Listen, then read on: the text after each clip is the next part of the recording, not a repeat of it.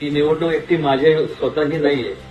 ही निवडणुकीला अनेकदा मी विचार करतो आपण उभं राहायचं का नाही राहायचं, पण राहिलं का पाहिजे तर त्याचं कारण आहे. कारण की ह्या अगोदर सुद्धा मी जेव्हा सुरुवात केली त्यावेळेस मी कुठलं नगरसेवक नव्हतो. कुठलं दादा जसे म्हणाले पहिली निवडणूक ही खासदारकीची निवडणूक तर ते नगरसेवक. पण हे करत असताना एक मला लक्षात आलं की जोपर्यंत आपल्याकडं एक सहीचे अधिकार जोपर्यंत मिळत असत नाही त्याला एक्झिक्युटिव्ह पोस्ट म्हणतात. मग आमदार असेल खासदार असेल स्थानिक स्वराज्य संस्थेचे जिल्हा परिषद सदस्य किंवा पंचायत समितीचे किंवा नगरपालिकेचे सदस्य त्याच्या माध्यमातून आपल्याला कामं करता येतात. मग सुरुवातीच्या काळ असं गेला रस्ता रोको त्यानंतर